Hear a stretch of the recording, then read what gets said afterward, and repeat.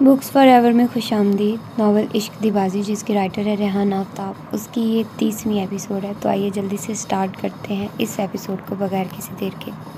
30 मार खान समझता है खुद को, समझता है मैं उसके इशारों पे चलूँगी। मम्मा पापा ने सर चढ़ा रखा, 2 मिनट में मोहतरम का सारा गरूर कदमों तले रौंद कर उसकी औकात दिखा दूंगी। चौधरी होंगे हवेली के, मुझ पे उनकी हुकूमत चलने वाली नहीं। मैं वही करूंगी जो मेरी मर्जी होगी। ले जाकर दिखाए मुझे हवेली, भाग जाऊंगी लेकिन उस जिंदान में वापस नहीं जाऊंगी।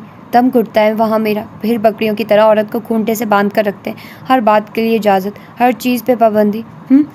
यही गुलामी की ज़िंदगी नहीं जी सकती मैं। आज़ाद फ़िज़ा में पली बड़ी हूँ, आज़ाद ही रहूँगी। जाकर लेकर किसी मुटियारन को अपने निकाह के हवस गुलाम। दोनों को साथ ही हॉस्पिटल वापस जाना था, लेकिन शाजिर शमून ने उसे मना कर दिया था कि वो अकेला ही जाएगा। लेकिन उसका हुक्म मानना, उसकी बात की पैरवी करना किसी सूरत गवारा नहीं था। तभी वो गाड़ी निकालकर उसके जलाल को आवाज़ दे गई थी। जानी पहचानी गलियां थी। रश ड्राइव करते हुए सुनसान रास्ते का इंतखाब कर चुकी थी, ताकि अगर वो पीछे आने की कोशिश भी करे तो उसकी धूल तक ना मिले। लेकिन बेखबर थी कि ताक में तो कोई और था, दुश्मन तो कोई और था। Hi baby. सुनसान रास्ते में जन से 2 गाड़ियां दाएं बाएं दाखिल हुई थी, ऐसे कि उसकी गाड़ी उनके नरगे में फंस गई थी। अभी वो सूरत हाल समझ नहीं पाई थी कि तलहा का लहक कर हाथ हिलाना उसे अपनी तरफ ना सिर्फ मतवज्जे कर गया, बल्कि उसे इमरजेंसी में ब्रेक भी लगाना पड़ा, क्योंकि दूसरी गाड़ी उसकी राह ब्लॉक कर गई थी। ये कदर सुनसान इलाका था। तुम्हें क्या लगा था मुझे थप्पड़ मार के तुम जहाँ चाहो जाकर छुप जाओगी और मैं तुम्हें बख्श दूंगा? नज़र तो बहुत अरसे से रखी हुई थी, फिर तुम गायब हो गई। आज नज़र आई हो तो सोचा हिसाब बेबाक कर दिया जाए, लेकिन सज़ा इतनी आसान नहीं होगी। तुम और तुम्हारा ख़ानदान रहम की भीख मांगोगे हमसे। डालो इसे गाड़ी में। उसकी हंसी उड़ाते वो उसके मातहतों को ऑर्डर करके अपनी गाड़ी की तरफ मुड़ा था। उसके साथ आया हवारी शनाज चौधरी तक आए थे। उनके इरादे ख़तरनाक लग रहे थे। मैं पुलिस को बुला लूँगी। उनसे बचते उसने सेलफोन से नंबर मिलाना चाहा था, लेकिन अगले ही लम्हे हाथ मारकर उसका सेलफोन गिरा दिया गया था। छोड़ो। वो बुरी तरह मज़ाहमत कर रही थी, लेकिन उनकी तादाद 1 से ज़्यादा थी। अपनी कमज़ोरी उनकी ताकत के सामने बेबस कर रही थी।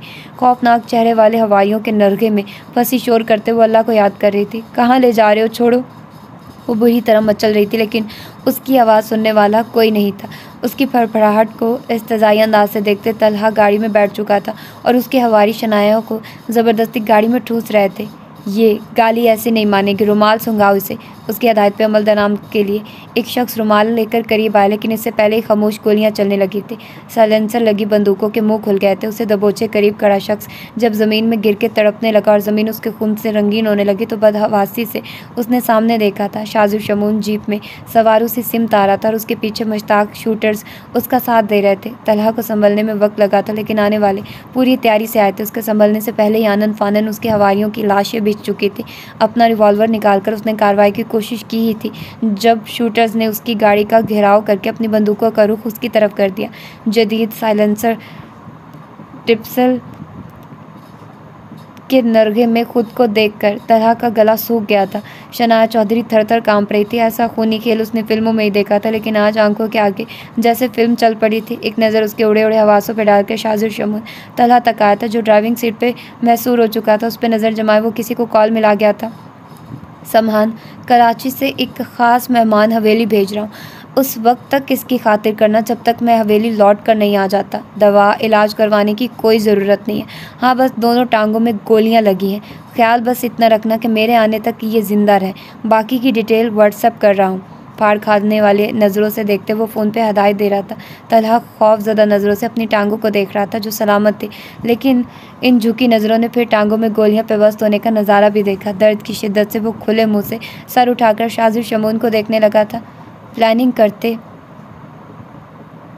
रेकी ज़रूर कर लेनी थी, और वाकई इससे गलती हो गई थी। वो शहर में शाजिर शमून की मौजूदगी से नावाकिफ़ था। एक इस्तज़ाइया नज़र तलहा पर डाल के वो मुड़ा था।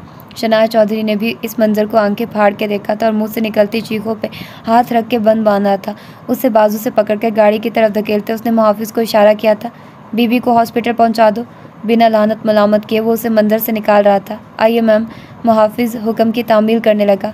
चचा जान, कुछ इनकाउंटर हुए हैं, जाए वकुआ परी हूँ। गाड़ी के ऊपर चढ़ के बैठता। वो चौधरी जहांगीर को कॉल मिला गया था। तलहा दर्द से बुलबुला रहा था, मुंह में कपड़ा ठूंस दिया गया था, आवाज़ निकालने की इजाज़त नहीं थी। शनाया चौधरी पीछे मुड़ के उसके पुरसुकून अंदाज और लाशों को पथराई नज़रों से देखती गाड़ी में बैठ गई थी।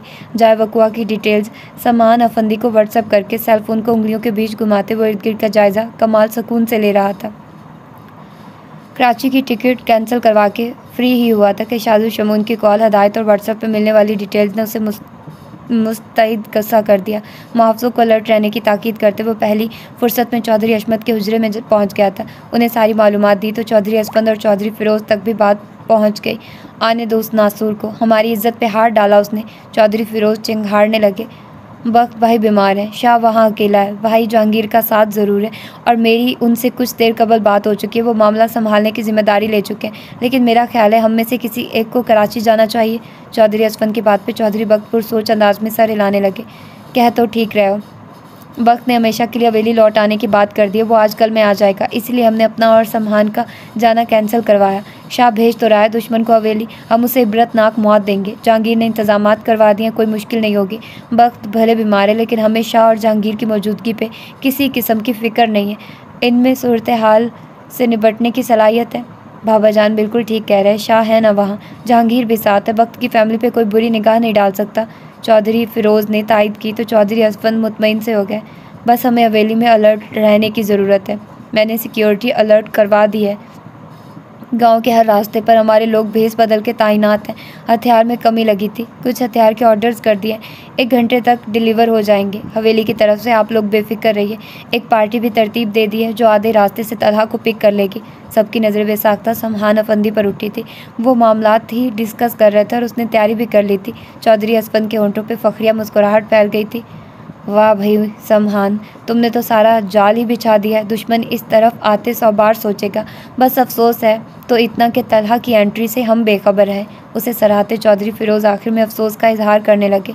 तलहा फ़ौरन में रहता था, कम आना जाना था। गुज्जर का नवासा होने के नाते हमने उसे ज़्यादा अहमियत नहीं दी कि बेटे और पोतों से बदले की उम्मीद थी, लेकिन यहाँ तलहा को सामने करके शनाया जी के पीछे लगा दिया गया। उनकी अगवा की कोशिश से हमें नाकाबिले तलाफ़ी नुकसान पहुँचाने का इरादा था। अगर शनाया जी यूनिवर्सिटी में तलहा की बदतमीज़ी और उसे थप्पड़ मारना हम सबसे ना छुपाती तो ये बहुत पहले ही मंजर आम पे आ जाता। तलहा उसका फ़र्ज़ी नाम है जो यूनिवर्सिटी में दाखिले के लिए इस्तेमाल में लाया गया, और इसी प्लस पॉइंट के बायस हमारी उस पर नज़र नहीं पड़ी। बहुत शातिर था गुज्जर, और उसके नस्ल भी उसी की राह पे गामजन है। समहान अफंदी से सारी मालूमात सुनकर सब हैरान हुए। चौधरी असफंद ने नखवत से सर हिलाया। कैसी होशियारी, चित्त कर दिया ना मेरे शेर ने। आने दो, बाकी की कसर हम पूरी कर देंगे। हमारी बहन बेटी को ढाल बनाने वाले का नाखून तक नहीं मिलेगा किसी को। चौधरी अशमत फ़खरिया लहजे में कहते गैज़ो गज़ब से धाड़े। काफ़ी देर ये मौजू ज़ेरे बहस रहा। शाजू शमून और चौधरी जहांगीर से बात करके सब अंडर कंट्रोल सुनकर वो सब मज़ीद मुतमईन हो गए थे। जब चौधरी जहांगीर साथ थे जिन्होंने CCTV कैमरों की फुटेज तक कब्ज़े में ले ली थी, वहाँ किस बात का खौफ था? सोने पे सुहागा, शाह का सलेंसर डिप्स्टल का इस्तेमाल था। ज़रा सी भी गैर मामूली मूवमेंट हो तो मुझे फ़ौरन इतला दो। चौधरी अशमत के हुजरे से निकलकर वो मुस्तैदी से हवेली की छतों की तरफ मुहाफ़िज़ों को चेक करने गया था, जहाँ सब ओके की रिपोर्ट थी। ब्लूटूथ से हवेली के बाहर मौजूद मुहाफ़िज़ों को हदायत देते तेज़ी से नीचे उतरा तो फरियाल कुछ बदहवासी सी नज़र आई। सब ठीक है मॉम, कुछ परेशान लग रही हैं। हिस्सी कुछ ज़्यादा एक्टिव थी, चेहरे के उतार चढ़ाव से ही भांप लिया करता था। पहले तुम बताओ, ये इस वक्त बाबा जान के कमरे में बैठक क्यों लगी? सबकी खैर तो है? ख़वातीन सारी खबर से लाइल्म थी, लेकिन हवेली की हलचल महसूस करके फरियाल ने सवाल कर दिया कि सामने कोई और नहीं बेटा था। कराची में शनाया जी के अगवा की कोशिश हुई है, ब्रो ने हैंडल कर लिया। कुछ लोग मरे हैं और गुज्जर का नवासा जो इस जुर्म का मास्टरमाइंड था वो आ रहा है। बस उसी के स्वागत की तैयारी है। हाय मेरे अल्लाह, कैसी कैसी खबर सुनने को मिल रही है। अल्लाह बच्चियों की हिफाजत फरमाए। शनाया तो ठीक है ना? फरियाल दहल कर दिल पे हाथ रख गई। वो बिल्कुल ठीक है।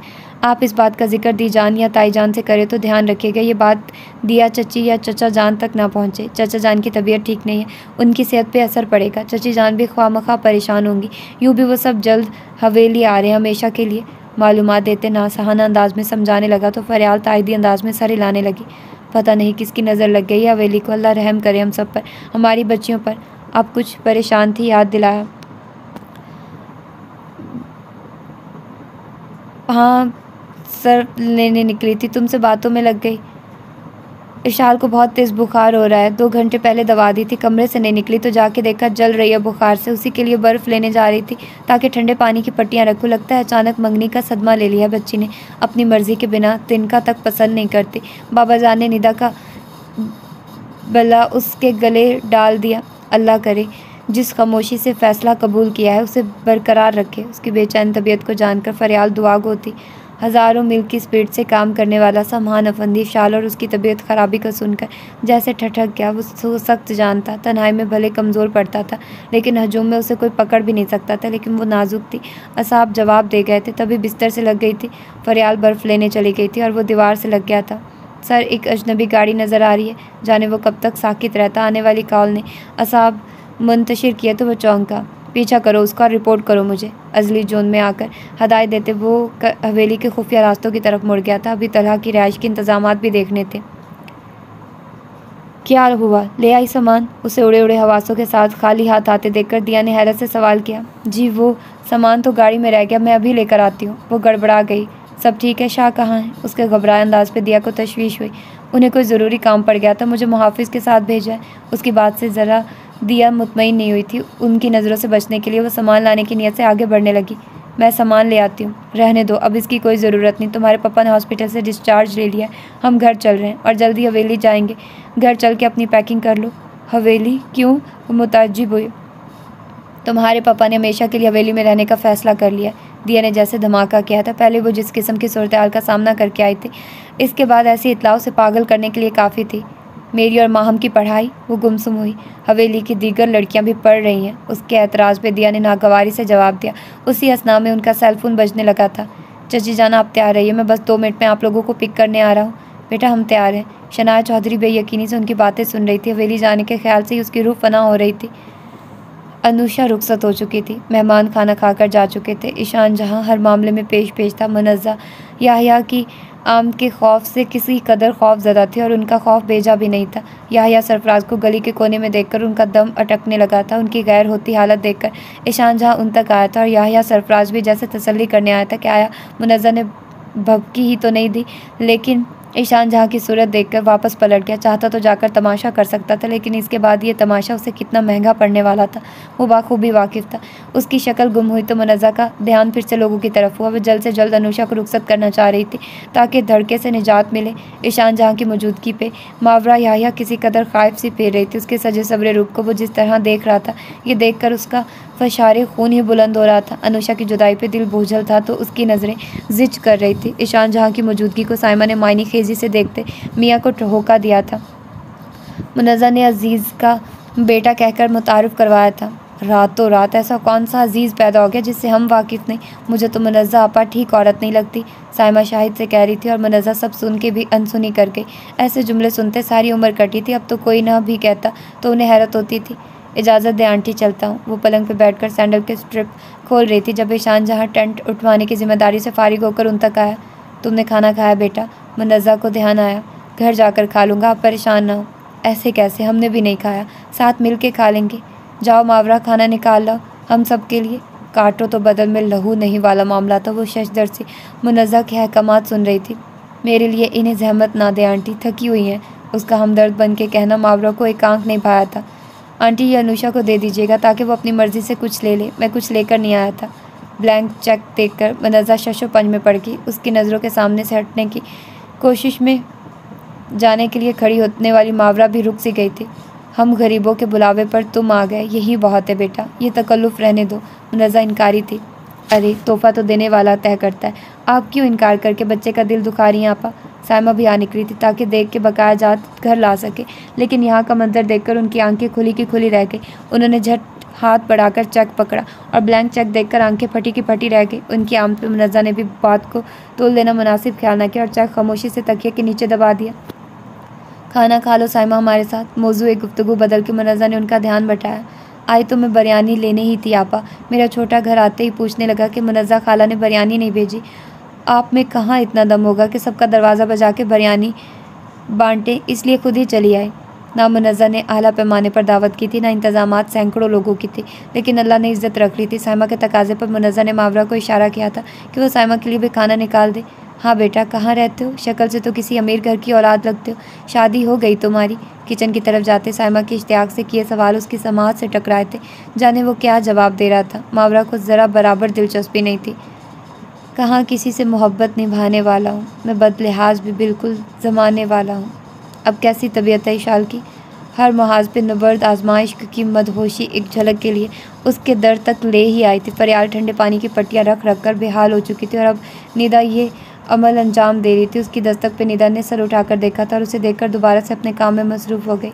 समहान अफंदी ने कमरे में दाखिल होते ही इशाल पे एक जामे मगर मुख्तसर निगाह डाली थी। वो बेसुध पड़ी हुई थी, चेहरा नकाहत से जर्द महसूस हो रहा था। हर घड़ी अपनी जाहो जलाल से हवेली के दरो दीवार को हिलाने वाली को इस वक्त बेसुध देखकर उसे बेचैनी होने लगी थी। वो लड़ती भिड़ती, चीखती चिंघाड़ती ही अच्छी लगती थी। बुखार उतरने का नाम नहीं ले रहा। पट्टियाँ रख रख कर हम तो थक गए, अब तो बेहोशी सी तारी है। बाबा जान के इल्म में लाओ, इशाल को जल्द हॉस्पिटल ले जाने की ज़रूरत है। बुखार मज़ीद बिगड़ गया तो बच्ची के जान के लाले पड़ जाएंगे। उसकी हालत देखकर हसार तो उसे भी अच्छे नहीं लग रहे थे। फरियाल की तशवीश पर उसे भी परेशानी होने लगी। समहान, तुम बाबा जान से बात करो, मैं मज़ीद बर्फ़ ले आऊँ। निदा, तुम थक गई होगी तो मैं किसी और को भेज देती हूँ। जाते हुए फरियाल हदायत करने साथ निदा से इस्तफसार करने लगी। मैं कर लूँगी चची जान। निदा नफ़ी में सर हिलाती फरियाल को जाते हुए देखने लगी। कमरे में अब वो तीनों ही रह गए थे। निदा के चेहरे की उदासी और सर पे मौजूद सफ़ेद आंचल को उसने किसी कदर दुख से देखा था। राहिल के बाद से वो उसे सफ़ेद रंग के लिबास में ही नज़र आती थी। राहिल के साथ जो सलूक हुआ वो खुद को बराबर कम मुजरिम समझता था। आप कैसी हैं निदा जी? जाने क्यों उसके दुख पे जी भर आया। वो मोहब्बत की चलती फिरती लाश लगती थी। निदा के होंठों पे एक तल्ख मुस्कुराहट झलक दिखला के मासूम हो गई थी। मैं ठीक हूँ। वो चंद सानियाँ रुकी थी, फिर सर उठाकर उसकी तरफ देखने लगी। इशाल को कुछ नहीं होना चाहिए समहान। उसकी तरफ तनबीही नज़रों से देखते निदा ने कुछ ऐसे अंदाज से कहा कि वो ठठक गया। क्या वो बाखबर थी? किस हद तक? कैसे? ये सच तो उसकी ज़ात के अंदर मुकीद था। निदा दोबारा से अपने काम में मशगूल हो चुकी थी। वो कुछ उलझा सा इशाल पे एक नज़र डालकर कमरे से निकल गया था। निदा के अंदाज ने उसे उलझन में मुब्तला कर दिया था। उसी अंदाज में वो चौधरी हशमत के हुजरे में दाखिल हुआ था। कहीं लड़की ने कुछ खा तो नहीं लिया? अगर ऐसा तो उसे जहर का इंजेक्शन लगा दो। डॉक्टर को बुलाने की ज़रूरत नहीं। कल की मरती आज मर जाए। हवेली को ऐसी बागी की ज़रूरत भी नहीं है। उसका मुद्दा सुनते चौधरी हशमत नागवारी का इजहार करते हल बता गए। मुमकिन हद तक उसने चेहरे का रंग बदलने नहीं दिया था। हाथों की रगें उभर कर बर्दाश्त की हद जाहिर कर गई थी। हॉस्पिटल ले जाना बेहद ज़रूरी है दाजान। तबीयत मज़ीद बिगड़ गई तो संभालना मुश्किल होगा। हद अदब से गोया था, न लहजा बिगड़ा था, ना अंदाज। चौधरी हशमत कई लम्हे हुक्का गड़गड़ाते रहे और उनकी खामोशी उसके ज़ब्त को आजमाती रही। हवेली में पहले ही इतनी अफरा तफरी फैली हुई है, ऐसे में उसे हॉस्पिटल भेजने का रिस्क हम नहीं ले सकते। साफ इनकार था। अंदाज ऐसा था जैसे उसकी कोई परवाह ही नहीं थी। मरती है तो मर जाए। मैं हॉस्पिटल ले जाता हूँ, आप फिक्रमंद ना हो। इंशाल्लाह कुछ नहीं होगा। वो हर हाल में इजाज़त का ख्वाह था। उस गुस्ताख लड़की के लिए हम तुम्हारी जान दाव पे नहीं लगा सकते। जाने दुश्मन कब कहाँ घात लगाए बैठा हो। जिंदा रह गई तो कोई बात नहीं, मर गई तो हवेली के कोने में गाड़ देंगे उसे। असाब एक बार फिर झुंझुना गए थे। गर्जों से अपने असाब पे कंट्रोल नहीं होता तो शायद अब तक जब्त गवा चुका होता। जिसकी ज़िंदगी के बका के लिए वो खुद को दाव पे लगाए हुए था, उसी के मौत का तज़किरा चौधरी हशमत कितनी आसानी से कर रहे थे। अगर हॉस्पिटल ले जाना इतना मुश्किल है तो मैं डॉक्टर और उसके अमले को हवेली बुला लेता हूँ। इसमें तो आपको कोई एतराज़ नहीं है नदाजान। वो हर हाल में उसको फिर से अपने पैरों पे खड़ा देखना चाहता था। चौधरी हशमत एक बार फिर हुक्का गड़गड़ाने लगे थे। अगर तुम हर हाल में उसका इलाज करवाना चाहते हो तो बुला लो। जाने वही ज़्यादा महसूस कर रहा था या वो वही बेध्यानी में कह गए थे। चौधरी हशमत का जुमला उसने सर झुकाकर सुना था। बेहतर दाजान। वो सरद से उनके कमरे से निकलते डॉक्टर को कॉल मिलाने लगा था। आई फील बोर मामा। नरमीन मुँह बसोरती सहबा के पहलू में बैठ गई थी। कहीं आउटिंग के लिए चली जाओ, कोई अच्छी मूवी देख आओ। सहबा मैगज़ीन की वर्करदानी बंद करके मशवरा से नवाजने लगी। किसी चीज़ का मूड नहीं, मिजाज ही नहीं मिल रहे थे। कुछ देर में पहले तक तो मूड बड़ा अच्छा था तुम्हारा, ये अचानक क्या हुआ? नाजुक मिजाज बेटी के पल पल बदलते मूड पे तशवीश हुई। मूड इसलिए अच्छा था कि समहान दाजान के साथ कराची आ रहा था। उम्मीद थी निकाह की तकरीब जल्द होगी, लेकिन उनकी टिकट कैंसिल का सुनकर मूड ख़राब हो गया। कैंसिल करने की ज़रूरत ही क्या पड़ी? गुस्से का इजहार करते उसने कुशन उठाकर दूर फेंक दिया। होती कैसे नहीं, यहाँ तो हर घड़ी तमाशा करने वाले लोग मौजूद है। बख्त भाई को हार्ट अटैक आया तो बाबा जान ने आने की हामी भर ली और तुम्हारे डैड ने लगे हाथों निकाह की बात भी कर ली, लेकिन बख्त भाई ने बाबा जान को आने से मना करके हमेशा के लिए हवेली आने का मसला सुनाकर सारा काम ख़राब कर दिया। जाना था तो पहले ही चले जाते, ऐन मौके पर हमारा काम ख़राब किया। बाबा जान ने कहा अब हवेली में ही निकाह होगा। मुमकिन था हम भी हवेली चल के निकाह जल्द करवा लेते, ताकि तुम्हें तो सुकून होता कि सम्मान अब कहीं नहीं जाने वाला। लेकिन बुरा हो हवेली के दुश्मनों का। शनाया के अगवा की कोशिश में शाह ने कहीं बंदे मार दिए और अब तुम्हारे डैड इसी मामले को सुलझाने में लगे हुए हैं। ये शनाया और उसकी फैमिली कुछ ज़्यादा ही मनहूस साबित नहीं हो रहे हमारे लिए। साहिबा ने नागवारी से सारी गुत्थी सुलझा दी तो नरमीन उससे डबल नागवारी से गोया हुई। सही कह रही हो, साहिबा ने नाक चढ़ाई। अब उनके निकलने से पहले जाके हाजिरी लगानी पड़ेगी। साहिबा का मुंह बना। क्या बातें चल रही हैं? ईशान जहाँ उसी वक्त दाखिल हुआ था। आज ईद तो नहीं है, ये तुम कहाँ से आ रहे हो? उसके शलवार सूट और वेस्ट कोट को साहिबा ने हैरानी से देखा था। वो इस किस्म की ड्रेसिंग ईद के ईद ही करता था। उसका हैरान होना वजह था। क्लास फेलो की सिस की शादी थी, वहीं से आ रहा हूँ, उसने मुख्तसर पैराई में जवाब दिया। यहाँ भी हवेली वाले जैसे लोग मौजूद हैं। इतनी चलचलाती धूप में कौन शादी करता है? तौबा, नागवारी से नागवारी थी। मानो बिल्ली का मूड क्यों ऑफ है? इस तस्करे से बचने के लिए उसने बिगड़े मूड वाली नरमीन की तरफ इशारा किया और साहिबा पूरी तफसील से उसके बिगड़े मूड की कहानी सुनाने लगी। डॉक्टर आ चुका था। बुखार के साथ बीपी की कमी भी मौजूद थी, जिसके बायस नीम बेहोशी की कैफियत तारी थी। डॉक्टर ने जहनी दबाव का भी जिक्र किया था और सब एक दूसरे की शक्ल देखने लगे थे। ज़हनी दबाव किसी से ढका छुपा कब था। इंजेक्शन के साथ दवाएं देकर डॉक्टर जा चुका था। ड्रिप लगी हुई थी जो मुकम्मल होने पर हटानी थी। तकरीबन सभी बारी बारी उसकी खैरियत दरियाफ्त कर रहे थे सिवाय चौधरी हशमत के। उन्होंने बस डॉक्टर की हदायत पूछी थी। सम्मान से और गुजर गए थे। मुजम्मत बेगम आयतें पढ़ कर उस पर दम कर रही थी तो लड़कियां अफसोस भरे अंदाज से उसके बेसुध वजूद को देख रही थी। बीमार का इलाज करते हैं, मर्ज़ का इलाज यहाँ किसी के पास नहीं है। जाने इतनी बेहिसी क्यों है इस हवेली में? अपने हैं लेकिन अपनायत की कमी है। इरशाल की हालत पे कुर्ती जरिश शाज़मा के सामने भड़ास निकाल रही थी। शाज़मा हाथ दबाकर उसे खामोश रहने का इशारा कर रही थी। सम्मान अफंदी ने बहन के लफ्ज़ बगौर सुने थे। शायद हवेली की हर लड़की के अंदर एक इशाल थी जो हवेली से अनाद रखती थी। हवेली के बारे में जितना कम सोचोगी खुश रहोगी। अपनी पढ़ाई पे तवज्जो दो। वो जरिश को सरजनिश करने से नहीं चुका था। वो अनजान थी कि उसने जुमला सुन लिया है, लेकिन उसकी तनबीह पे चौकन्नी हो गई। बेहतर वीरे हौले से मनमनाई थी। रोब और ताकत से आवाज़ तो दबाई जा सकती, लेकिन जज्बात नहीं। उसका उसे बहुत अच्छी तालीम था। जाने हवेली के राय जसूल कितनी अशाल को जन्म देते। उसे हवेली के मुस्तकबिल के हवाले से तशवीश होने लगी थी। माँ की तस्वीर से बातें करते करते जाने वो कब सो गई थी। मुंदी मुंदी आंखें खुली तो करवट बदलने की कोशिश बेसुध रही। ज़्यादा लेटे रहने के बायस कमर में दर्द सा महसूस हो रहा था। कलाई में चुभन का एहसास हुआ तो उसने बेसाख्ता कलाई सामने की और उसमें लगी ड्रिप को हैरत से देखने लगी। नीम अंधेरा कमरा था। आंखें फाड़ कर इर्द गिर्द के माहौल से मानूस होने के लिए नज़र दौड़ाई तो अपने कमरे का एहसास हुआ। ड्रिप स्टैंड के पास खड़े कलाई में बंधी रेस्ट वॉच पे नज़र डालते सम्मान अफंदी को उसने बेहद हैरत से देखा था। वो यहाँ उसके कमरे में क्या कर रहा था? ज़िंदगी बखैर, उसे जागते देखकर हौले से मुस्कुराया था। जिस ज़िंदगी का एहसास ही नहीं, उसकी मुबारकबाद भी अपने पास ही रखो। सख्त जुल्बलाकर उसने बेदर्दी से पट्टी नोचकर फेंकने के बाद ड्रिप की निडल खींचकर निकाल दी थी। अरे, वो उसके अमल को रोकता रह गया था, लेकिन वो कर गुजरी थी। नतीजतन कलाई से खून निकलने लगा। ये दूसरी ड्रिप थी। बीपी गिरा के बुखार चढ़ा के खुद तो आराम से पड़ी रही। सबको परेशानी में डालकर बजाय शुक्र अदा करने के उठते ही वाही तबाही फैला दी। ज़रा सब्र नहीं है तुम में। मैं ड्रिप बंद करने के लिए ही खड़ा था ना। सरहद से उसकी कलाई थामकर कॉटन को खून निकलने वाली जगह पे दबा दिया। तो किसने कहा था हवेली के लोगों को परेशान होने? खामोशी से गड़ा खोदकर बेसुध वजूद को दबा देना था। हवेली वालों के गम तो कम होते। हाथ छुड़ाने की कोशिश करती बेहद तल्खी से गोया थी। इस कोशिश से कलाई में दर्द भी महसूस हुआ। जागते ही तुम्हारे मुँह से जिस तरह हवेली वालों के लिए फूल झड़ रहे हैं, बस इसी को सब मिस कर रहे थे। लब दबाकर कॉटन के ऊपर प्लास्ट लगा रहा था। इस एक्टिव देखकर सुकून का एहसास हुआ था। वो लब खींचकर उसका अमल देख रही थी। भूख महसूस हो रही है? मम्मा ने सूप पर दलिया बना रखा है तुम्हारे लिए। तुम्हारे जागने का इंतज़ार कर रही थी। जाते हुए कुछ खाने को भिजवाऊँ? ड्रिप का साजो सामान समेटकर डस्टबिन की नज़र करते इस्तफसार कर रहा था। उनके दरमियान नादीदा दीवारें इतनी बुलंद हो गई थी कि उसका दम घुटने लगा था। जब भी उसे देखती थी नरमीन का एहसास बिच्छू बन के डंक मारने लगता था। ऊपर से रईस मियाँ भी नाजिल हो गए थे। किसी कल सुकून नहीं था और वो यूँ खाने पीने का पूछ रहा था जैसे वो तफरीह गाह में 7 छुट्टियाँ गुजार रहे थे। तुम्हें मेरी परवाह करने की ज़रूरत नहीं है, खाने पीने की भी नहीं। हाथों से आती मेडिसिन की स्मेल से कराहियत आने लगी थी। हाथ धोने के ख्याल से वो वॉशरूम जाने की नीयत से उठी थी और तेज़ी से अचानक उठने पे आंखों के आगे अंधेरा सा छा गया था। खुद को संभालते वो ड्रिप स्टैंड को बेसाख्ता पकड़ गई थी, लेकिन मामूली सा स्टैंड कहाँ उसका बोझ बर्दाश्त कर सकता था। डगमगाकर वो भी ज़मीन बोस होने लगा था, मगर इससे पहले ही दूसरी तरफ से समान अफंदी ने स्टैंड पर अपनी गिरफ्त मजबूत करने के साथ उसे बाजू से पकड़कर गिरने से बचाया था।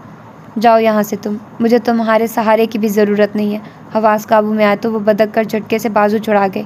उफ, वो सर पकड़ के रह गया। जा रहा हूँ, भले से गिरते पड़ती रहो, ना देखूंगा ना तकलीफ़ होगी।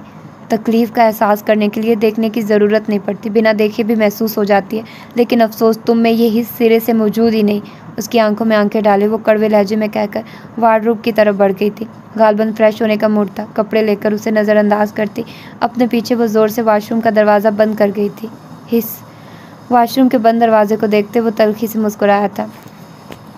चौधरी बख्त घर आ चुके थे। गो के हॉस्पिटल वाले अभी डिस्चार्ज देने के मूड में नहीं थे, लेकिन चूँकि सारे ही कोलीग थे सो उनकी बात मान गए। डॉक्टर होने के नाते दिया ख्याल रख रही थी। उनके लिए सफ़र मुनासिब नहीं था, लेकिन दिया के समझाने पर भी उनका फ़ैसला नहीं बदला था। सुबह की फ़्लाइट से वो सब हमेशा के लिए हवेली लौट रहे थे। माम और दिया उसी की तैयारियों में लगी हुई थी। आनन फानन हुए फैसले को शनाज चौधरी किसी सूरत कबूल करने को तैयार नहीं थे। हमेशा के लिए हवेली जाने का ख्याल ही सुहाने रूह था।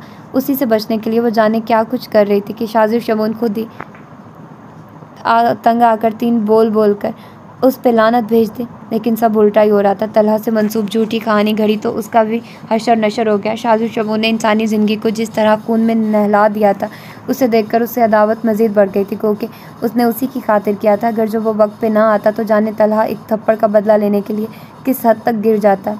वहशी दरिंदा है। आखिर में तलहा के पैरों पर गोली मारने का मंजर आंखों के सामने लहराया तो वो नफरत से सर झटक गई। हवेली नहीं जाऊंगी, वहाँ गई तो फिर कभी वापस नहीं आ सकूंगी, ना ही उस दरिंदे से कभी निजात मिल सकेगी। मम्मा पापा कभी मेरी बात नहीं मानेंगे। हर पहलू से सोचते आखिर में सोच का दायरा उसी के गिर्द आकर गर्दिश करने लगा था। तभी वो उसे बात करने के इरादे से बाहर निकली थी। उसके कमरे में जाने से पहले वो उसे राहदारी में फ़ोन पे बात करता नज़र आ गया। वो जब तक उस तक पहुंची वो फ़ोन बंद कर चुका था। मैं हवेली नहीं जाऊंगी। गुज़श्ता वाक़ये के बाद से शाजिर शमून ने बराह रास्त या बिला वास्ता उससे कोई बात नहीं की थी, न तलहा के मुतालिक कुछ पूछने की ज़हमत की थी। उस वक्त भी उसे इग्नोर करके गुजरने लगा था जब वो सामने आकर दिली ख्वाहिश बयान करने लगी। चौधरी वक्त इस हाल को पहुँच गए थे, कहीं जाने गई थी। तलहा हवेली के लिए रवाना हो चुका था और वो उन सब बातों को अहमियत दिए बिना अपनी राम कहानी में ही उलझी हुई थी। ज़ोर ज़बरदस्ती का खासा तजुर्बा है मुझे। जवाब उतना ही सर्द मौसूल हुआ था। मैं आकिलो बालिग हूँ, मेरी मर्ज़ी के बिना आप मुझे कहीं नहीं ले जा सकते। बिलफर्ज आपने ज़ोर ज़बरदस्ती की कोशिश की तो मैं पुलिस स्टेशन कॉल करके आपके ख़िलाफ़ कंप्लेन दर्ज करवा दूँगी, और ये भी कम पड़ा तो FIR कटवा दूँगी। वुमेन राइट्स का मुझे बहुत अच्छी तरह पता है। ये आपका गांव नहीं जहाँ के आप चौधरी हूँ और मनमानी करते फिरें। ये शहर है और शहर में औरत को भेड़ बकरी नहीं समझा जाता। मम्मा पापा से तो इंसाफ की तवक्को नहीं, वो भी आपकी बोली बोलते हैं, लेकिन मुझे कानून पे पूरा भरोसा है। वो मुझे इंसाफ देगा, मुझे प्रोटेक्ट करेगा। वो नफ़रत से कह जा रही थी और शाजिर शमून का चेहरा सुर्ख होने लगा था। उसकी तमाम लंतरानियों का उसने कोई जवाब नहीं दिया था, बस खामोशी से अपना सेलफोन उसकी तरफ बढ़ा दिया। करें कॉल अपने कानून के रखवालों को। सर्द नज़रों से उसकी रीढ़ की हड्डी सुन करते दबे लहजे में घर आया। आपके सामने क्यों कॉल करूं? अकेले में अपने नंबर से करूंगी, वैसे भी जाना तो सुबह है ना। इस्तज़ाई अंदाज था। जाइए कमरे में जाके कॉल करें। बाजू से पकड़कर उसका रुख बदलकर कमरे की तरफ धकेल दिया। जंगली वहशी दरिंदे, वो मुंह के बल गिरते गिरते बची थी। संभलते ही उसकी शान में जुमला कसने लगी। करो कॉल, वो बुरी तरह चिल्लाया था। एक पल को शनाया चौधरी लड़ सी गई थी। उसकी धमकी उसे आतिश फिशा बना गई थी। हाँ करूँगी कॉल, एक नहीं 100 बार करूँगी। जिस तरह आपने मासूमों का खून बहाया उसकी भी गवाह बनूंगी। चचा जान ने मामला दबा दिया, लेकिन मैं खुद जाके FIR कटवाऊंगी कि मुझसे मोहब्बत करने वाले को इस शख्स ने मेरी आंखों के सामने गोलियां मारी। पलट के वो उससे ऊंची आवाज़ में चिल्लाई थी। नतीजतन शाजिर शमून का तमाचा पूरी कुव्वत से उसके रुखसार पे पड़ा था। वो फर्श पे गिर पड़ी थी। मोहब्बत का दावा करने से पहले अगले की नस्ल का तो पता कर लेती। एक नफरत भरी नज़र डालकर वो आगे बढ़ गया था। उनके शोर से बाहर आती दिया और माहम सारा मंजर देखकर दम बखुद रह गई थी।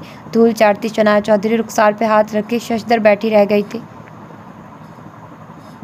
शनाज चौधरी को इस इज़्ज़त अफ़ज़ाई की तवक्को नहीं थी, होती तो शायद वो कुछ लिहाज कर जाती, लेकिन शाज़िब शमून से नफ़रत का ये आलम था कि वो सारी हदें फलांग कर बस उससे निजात की ख्वाह थी। उस घड़ी वो इस हद तक खुद गर्ज हो गई थी कि बीमार बाप की भी परवाह नहीं कर रही थी। सारा मंजर दिया और माहम ने अपनी आंखों से देख लिया था। शर्मिंदगी और ज़िल्लत के बायस हवा सल्ब हो गए थे। माहम उस तक आई थी, वो दिया की तरफ आज से देख रही थी कि इस सलूक पर शायद वो शाज़िब शमून को आड़े हाथों ले, और जब उसके पास आकर मामला जानने के बजाय दिया उसके सामने से शाज़िब शमून के पीछे गई तो उसे तक़वियत मिली। देखा कितना बुरा सलूक किया उसने मेरे साथ, मेरे ही घर में इतनी दरिंदगी दिखा रहा है, हवेली ले जाके तन्हाई में तो चीर फाड़ खाएगा। होंठों की सूजन को दुपट्टे से दबाए वो माहम से हमदर्दी की ख्वाह थी। माहम ने खामोशी से एक नज़र उस पर डालने के बाद पानी का गिलास उसकी तरफ बढ़ाया था। इसमें थोड़ा जहर डाल दो ताकि इज़्ज़त की मौत तो मर सकूं। मुझ पे हाथ उठाने वाला मेरे ही घर में शान से रह रहा है और मैं इतनी ज़िल्लत के बाद भी ज़िंदा हूँ। मुझसा बेगैरत कोई क्या होगा? दिलसोज लहजे में कहते वो फपक के रो रही थी। माहम उसका कंधा सुलाने लगी। समझ तो उसे भी कुछ नहीं आया था, तभी किसी किस्म की राय से गुरेज कर रही थी। बिल्कुल सही कहा, तुम सा बेगैरत कोई क्या होगा? दिया कमरे में दाखिल हुई थी और वो जो हमदर्दी पाने की आस में बैठी हुई थी, आते ही दिया के तंदो तेज़ लहजे में कहे जुमले पर ठठक कर उनकी शक्ल देखने लगी। ममा, उसने मुझ पर हाथ उठाया, आपने देखा ना? उसका कलक ही कम नहीं हो रहा था। शाह ने बर वक्त हाथ उठाकर एहसास दिलाया कि तुम्हें नाजो नाम से पालकर हमने कितनी बड़ी बेवकूफ़ी की। खश्म की नज़रें उसका अहाता किए हुए थी। माहम सब समझने की कोशिश में दोनों की शक्लें देख रही थी। क्या खबर थी कि आगे चल के तुम हमारे लिए इतनी ज़िल्लत का बायस बनोगी, जिसे ना बीमार बाप की तकलीफ़ का एहसास है, ना माँ की तरबियत को शर्मिंदा करने का दुख। क्या कमी छोड़ी थी तुम्हारी तरबियत में जो तुम आज हमें ये दिन दिखा रही हो? अच्छा खिलाया, अच्छा पहनाया, हर बात की इजाज़त दी, और तुम्हारी ज़िंदगी का एक फ़ैसला क्या कर दिया? तुमने सब पे पानी फेर दिया। वालिदैन की मोहब्बत तरबियत का ज़रा मान न रख सकी। लड़कियां ऐसे वैसों से शादी करके सारी ज़िंदगी वालिदैन के सामने उफ तक नहीं करती, और तुमने हमारे बेहतरीन इंतखाब पर जंग का ऐलान कर दिया। ज़रा शर्म लिहाज बाकी नहीं तुम में। दिया का लहजा घसीला होने के साथ दुखी हो गया। मुझे वो पसंद नहीं। सारी बातें सुन के किसी कदर शर्मिंदगी का एहसास हुआ था, लेकिन अगले ही पल उस इंसान का एहसास करते नापसंदीदगी का इजहार भी बरमहल हो गया। कौन पसंद है फिर? वो तलहा जो तुम्हें यूनी में तंग करता रहा, जिसे तुमने थप्पड़ मारा और उसी का सबक सिखाने को आज वो तुम्हें अगवा करने को आ गया था अपने लाव लश्कर को लेकर। दिया का लहजा ऊंचा हो गया था। यूनी में तंग करने और थप्पड़ की बात सुनकर वो एक लम्हे को ठठक गई। ये सब उन्हें किसने बताया? उसने तो किसी से जिक्र तक नहीं किया था, यहाँ तक कि नाइमा से भी नहीं। सुन आई हूँ शाह से सब कुछ, और तुम्हारी मोहब्बत का दावा भी। मोहब्बत करने से पहले जान तो लेती कि वो हवेली के दुश्मन अव्वल का नवासा अपनी हार को जीत में बदलने के इरादे से तुम तक आया। तुम्हें अगवा करके हवेली वालों को नाकाबिले तलाफी नुकसान पहुंचाने की नीयत रखता था। तुमने तो कोई कसर नहीं छोड़ी थी। अगर शाह बर वक्त नहीं पहुंचता तो तुमने तो हमें जीते जी मार देना था। शुक्र करो कि तुम्हारी बकवास पर ना शाह ने तुम्हारे मुँह पर तलाक के 3 बोल मारे, ना तुम्हें जान से मारा। इतना सब कुछ करके भी थोड़ी सी अकल बची है तो मुहाफिज और लुटेरे में तमीज़ करके थोड़ी सी हया करके शौहर से माफ़ी मांगा। हमारी रगों में इज़्ज़त पे जान लेने और देने वालों का खून दौड़ रहा है। जाने तुम किस पे चली गई? दिल की भड़ास निकाल कर माहम को साथ चलने का इशारा करके दिया उसके कमरे से निकल गई थी। हवेली वालों का दुश्मन, यूनी में थप्पड़, तो क्या शाह को सब पता था? उसके लिए बेहद हैरान कुन था। मोहब्बत का दावा करने से पहले अगले की नस्ल का तो पता कर लेती। उसका जला बुझा जुमला याद आया तो नफ़रत से नाक फुला गई। उसका दुश्मन मेरे गले पड़ गया, गलती उसकी और कसूरवार भी मैं। उसको मुझसे माफ़ी मांगनी चाहिए। दुश्मन खुद पाले और भुगतान मैं भुगतूँ। मैं माफ़ी मांगू उससे। माई फुट जोश में सूजे हुए होंठ पे दबाव कुछ ज़्यादा ज़ोर से पड़ गया था। वो कराह के रह गई। कीड़े पड़ेंगे हाथ में। मनहूस इंसान रुखसार पे उंगलियों के निशानात देखकर गायबाना सलवातों का वक्त हुआ चाहता था। तो ये थी इसकी आज की एपिसोड। मिलते हैं इसकी अगली एपिसोड में। अपना ढेर सारा ख्याल रखिएगा। अल्लाह हाफिज़।